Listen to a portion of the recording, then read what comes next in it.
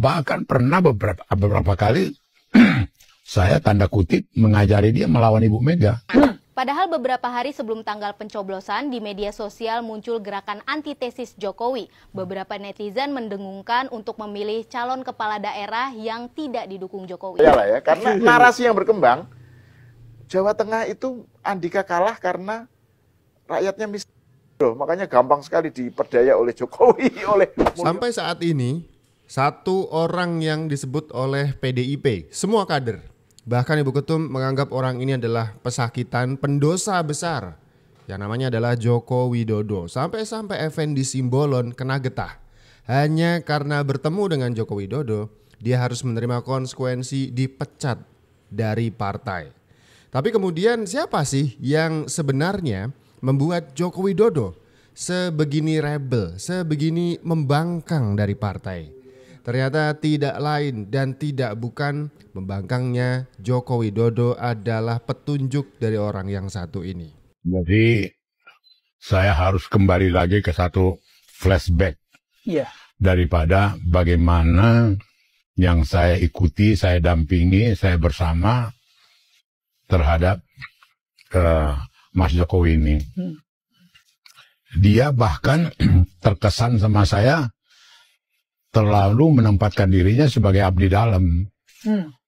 Misalnya waktu awal-awal dia jadi presiden, asal ngomong dengan saya, Mas, yang ini kenapa nggak dilakukan? Wah, saya tanya ibu dulu.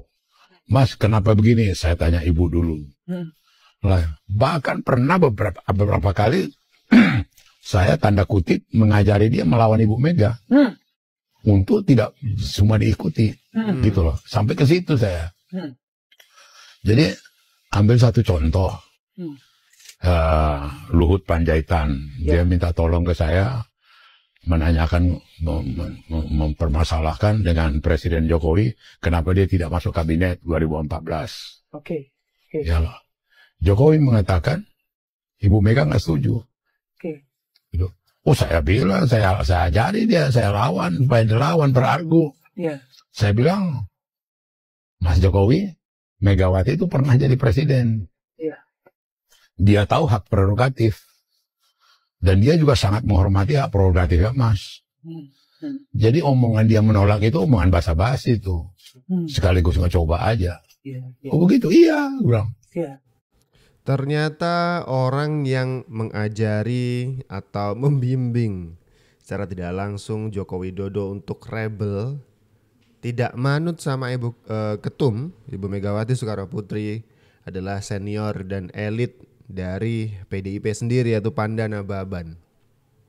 Jadi berhenti menyalahkan Jokowi, sepertinya PDIP dan Ibu Ketum harus menyalahkan Pandana Baban, karena Pandana Baban sendirilah yang ngajarin Jokowi untuk membangkang dari partai, begitu ya.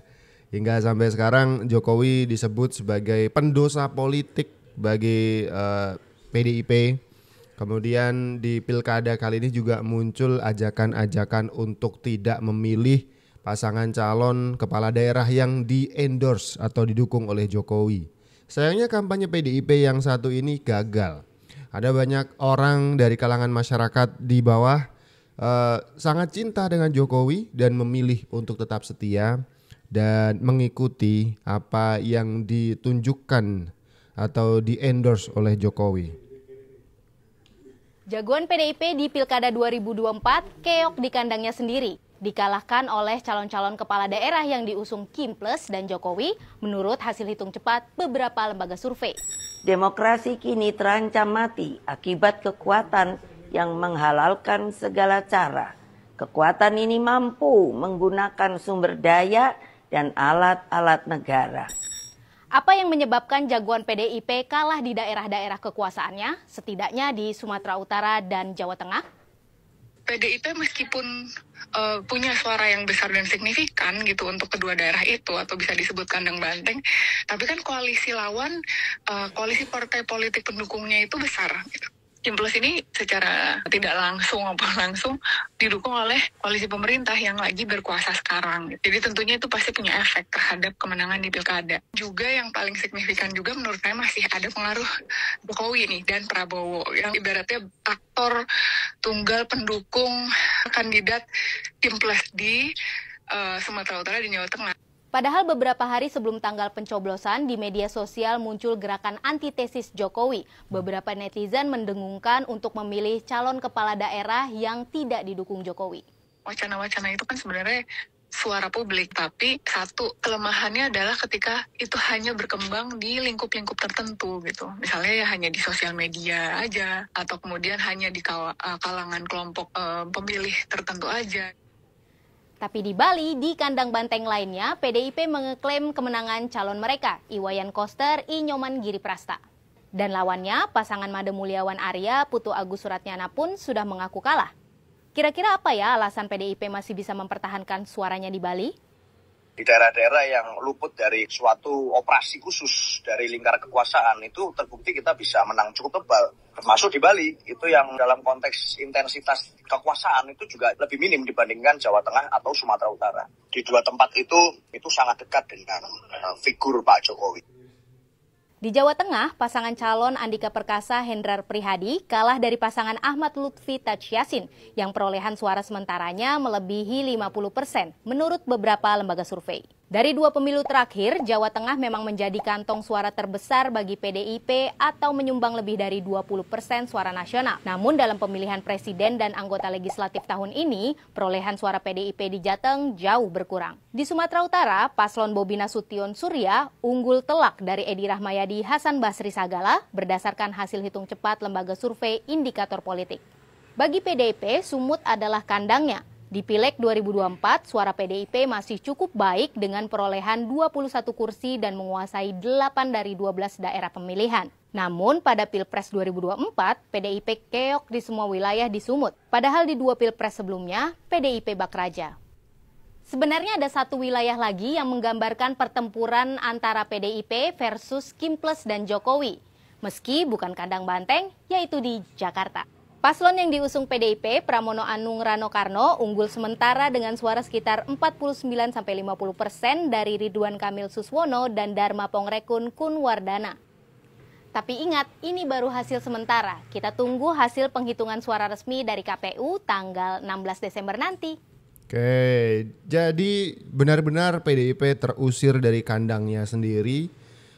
Dia sekarang hijrah ke Jakarta, makanya Deddy Sitorus mengatakan, oke, Anda bisa sebut Jawa Tengah bukan lagi kandang banteng karena sekarang kandang banteng pindah ke Jakarta. Meskipun klaim ini juga tidak 100% benar karena KPU Jakarta belum mengumumkan siapa pemenang Pilkada Jakarta. Kubu Ridwan Kamil masih kekeh dengan statement mereka bahwa akan ada 2 putaran karena belum ada hasil signifikan yang diraih oleh kubu seberang, yaitu kubu Pramono Anung Rano Karno. Tapi kita tunggu saja nanti sampai tanggal 16 Desember di mana KPUD Jakarta akan mengumumkan hasil rekapitulasi resminya. Kita kembali ke Jawa Tengah di mana ini sebenarnya adalah harga diri dari Partai Demokrasi Indonesia Perjuangan karena Jawa Tengah adalah kandang banteng. Ini adalah kandang di mana Megawati meraup suara banyak. Kemudian Puan Maharani juga bisa menjadi ketua DPR dan anggota legislatif karena dapilnya ada di Jawa Tengah. Dan Jawa Tengah dari dulu, dari pemilu ke pemilu selalu banteng yang dimenangkan oleh masyarakat di sana. Berbeda dengan Pilpres dan juga Pilkada 2024 di mana banteng terusir dari Jawa Tengah. Kemudian ada pembenaran dari PDIP menganggap ini banteng kalah di Jawa Tengah tapi menang di Jakarta. Mereka melakukan pembenaran, ya mungkin masyarakat Jawa Tengah masih mudah sekali digiurkan oleh iming-iming bansos. Beda dengan warga Jakarta yang lebih cerdas, lebih pintar. Kemudian mendapatkan perlawanan dari rakyat Jawa Tengah. Kami tidak mau disebut lebih bodoh daripada rakyat Jakarta. Penghinaan. Orang Jawa Tengah itu pada marah sekarang ini, termasuk saya lah ya, karena narasi yang berkembang, Jawa Tengah itu Andika kalah karena rakyatnya miskin. Makanya gampang sekali diperdaya oleh Jokowi, oleh Mulyono. Sementara kalau Jakarta itu pinter. Nah, gitu. Gimana Bung itu kebalikan Sylvester melihat? Mas Sahal, karena saya juga kemarin turun ya di Jawa Tengah ya. Turun di Jawa Tengah di beberapa daerah lah, Boyolali, Solo dan sebagainya. Dan yang saya lihat masyarakat Jawa Tengah kali ini sangat pintar. Karena mereka nggak mau lagi ya kan mewarisi kayak kalau nggak salah itu Jawa Tengah salah satu provinsi yang termasuk termiskin ya. Iya. Itu yang ngomong kan Trimedia dulu kan pernah. Trimedia Panjaitan. Iya, maksudnya waktu itu kan konteksnya PDIP belum nggak mau Ganjar. Belum nyalonin Ganjar. Nggak mau Ganjar. Nggak mau Ganjar, ya kan. Terus Trimedia nyerang. Terus upah minimum provinsi juga salah satu yang terkecil lah di Indonesia. Terus banyak hal ya. Saya juga teman-teman itu kan pada yang di Jawa Tengah itu masalah kesehatan, masalah pendidikan yang menurut mereka nggak tersedia dengan baik. Fasilitasnya juga minim, ya kan. Belum lagi jalan-jalan di Jawa Tengah loh ini. Ini bukan di Papua atau NTT, ini Jawa Tengah yang di Jawa gitu loh. Jadi saya orang Jepara, jadi saya ya, tahu kan Mas, benar kan Mas? Ya, kalau dari Semarang ke Jepara itu jalanannya dari dulu begitu aja itu. Iya, jadi ini memang lah kalau netizen ini kan dia ini kan nggak tahu apa-apa, dia hanya asal ngomong gitu loh. Dia nggak melihat data gitu loh, dia nggak survei, nggak pernah masuk, nggak pernah. Jadi gini Mas, seperti orang Jakarta yang lebih mengetahui Papua, dia lebih pintar ngomong Papua daripada kayak kami ini atau saya sering punya usaha di Papua, terus teman-teman Papua gitu loh. Jadi nggak aneh, tapi kalau itu kan sebenarnya terbantahkan dengan sendirinya bahwa. Jadi ini sebenarnya pembenaran saja dari PDIP yang menyebutkan emang orang Jawa Tengah tuh lebih mudah diiming-imingi. Makanya mereka atau kami PDIP kalah di Jawa Tengah. Orang Jakarta lebih cerdas, mereka memilih dengan hati nurani dan seterusnya. Itu pembenaran. Ternyata memang PDIP di Jawa Tengah jeblok secara rapor. Ganjar 2 periode jadi gubernur Jawa Tengah. Angka kemiskinan masih tinggi.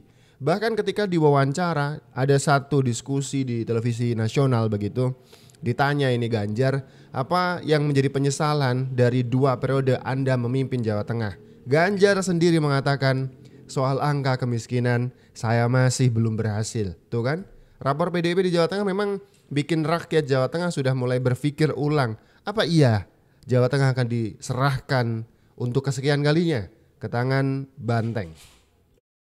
Dan jika saudara-saudara bertanya, apakah Jawa Tengah bukan lagi kandang banteng? Ya, dalam arti pemilihan gubernur. Tetapi sekarang rekan-rekan wartawan semua mulai hari ini bisa menyebut Jawa Tengah bukan sebagai kandang banteng lagi, tapi sebagai kandang bansos dan parcok. Lalu di mana kandang banteng, kawan-kawan? Kami dari 6 provinsi sebelumnya, data saat ini sudah memenangkan 14 provinsi. Kami memenangkan DKI Jakarta. Jadi dari Jawa Tengah, PDI Perjuangan kandangnya sekarang di ibu kota Jakarta. Wow, ini diklaim ini. Ibu kota Jakarta sekarang diklaim menjadi kandang banteng. Anak-anak Abah yang sudah bercokol sedari lama di ibu kota gimana nih? Ikhlas gak sih wilayahnya? Kemudian diserobot oleh pendatang baru, katanya sekarang Jakarta kandang banteng. Karena bantengnya terusir dari Jawa Tengah. Jangan-jangan ini akan jadi perebutan wilayah kayak preman rebutan wilayah parkir aja sih. Jangan-jangan loh ya. Tapi kemudian beginilah. Karena dari awal tadi kita sudah bahas bagaimana nasib buruk politik dari PDIP ini disebabkan oleh satu orang saja, mantan kader mereka. Saya nggak bisa sebut mantan ya, karena sampai sekarang pun belum ada informasi clear status dari Pak Jokowi ini masih kader ataupun bukan. Yang jelas nama Jokowi disebut berulang kali sebagai pendosa politik dari PDIP. Bahkan ketemu Jokowi itu adalah sebuah perbuatan dosa. Contohnya Effendi Simbolon harus dipecat cuman gara-gara ketemu dengan Joko Widodo. Seno PDIP bahkan mengatakan kalau ketemunya dengan tokoh politik selain Jokowi mungkin akan dipertimbangkan.